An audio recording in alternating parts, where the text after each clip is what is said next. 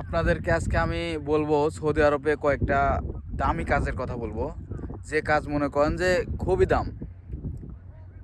আপনি যদি সৌদি আরবে বা মধ্যপ্রাচ্যের কোনো কান্ট্রিতে আসতে চান, তাহলে মনে করেন যে আপনি যে বাংলাদেশের যে অটোমোবাইলস, মানে যে মাইক্রো গ্যারেজ বা মোটরসাইকেল বা যে গ্যারেজগুলো আছে আর কি, অটোমোবাইলসে মাইক্রোগুলা পাশপাতিগুলো সারা হয় আর কি।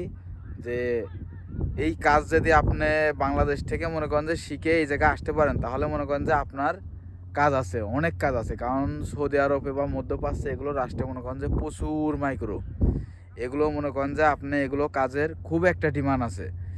তারপরে মনে করেন যে আরও কাজ আছে। আপনি যদি মনে করেন যে প্লাম্বারের কাজ শিখে আসেন, তা মানে বিল্ডিং মনে করেন যে পাইপ ফিটিংয়ের কাজ শিখে আসতে পারেন, তাহলে মনে করেন যে আপনার দাম আছে।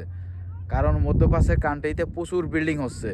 এই বিল্ডিংয়ে মনে করেন যে যে পরিমাণ কাজ হচ্ছে, আপনার যদি আপনি মনে করেন যে পাইপ ফিটিংয়ের কাজ জানেন, তাহলে আপনার কাজ আছে। কিন্তু সব কথার এক কথা হলো যে আপনার যে কাজটাই আসবেন আর কি, ওই কাজটা রিগালি মানে 100% ভালো পারতে হবে। যদি আপনি হালকা পাতলা পান, ওইগুলোই হবে না। আপনার স্টেটভাবে ভালো কাজ পারতে হবে, ঠিক আছে? তাহলে মনে করেন যে আপনার কাজ আছে। কারণ সৌদি আরবে প্রচুর বিল্ডিং আছে। যদি আপনি এই পাইপ ফিটিংয়ের কাজ পারেন, তাহলে আপনি প্রচুর কাজ পাইবেন। আপনি সাপ্লাইয়ের পিছনে ঘুরতে হবে না কাজের জন্য, সাপ্লাই আপনার জন্য ঘুরবে, আপনাকে কাজ দেওয়ার জন্য সাপ্লাই ঘুরবে। আর তারপরে আরও একটা কাজ আছে, মনে করেন যে ইলেকট্রিশিয়ানস।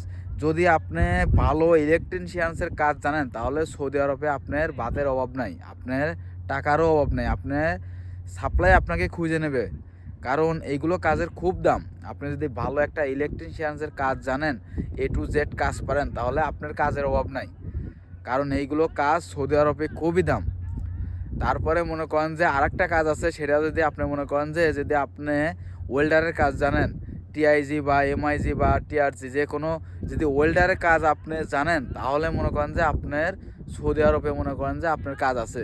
কারণ সৌদি আরবে প্রচুর প্রজেক্ট আছে, প্রজেক্টে মনে করেন যে প্রচুর কাজ চলে।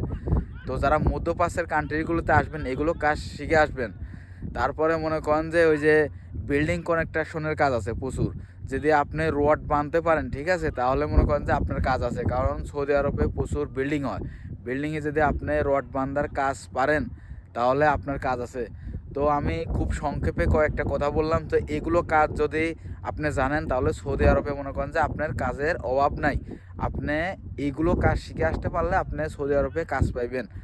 তো যারা নতুন সৌদি আরবে আসবেন, খালি খালি আসবেন না, আপনারা একটু এইগুলো কাজ শিখে আসার জন্য চেষ্টা করবেন। কারণ এইগুলো কাজ শিখে আসলে আপনি সৌদি আরবে এসে মনে করেন যে আপনার বসে থাকা লাগবে না। আপনি যেদিন আসবেন, পরের দিন থেকেই কাজ পাইবেন।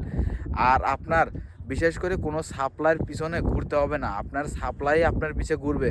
যদি আপনি এগুলো কাজে যদি 100% দক্ষ হন, তো দক্ষ থাকলে আপনি কাজ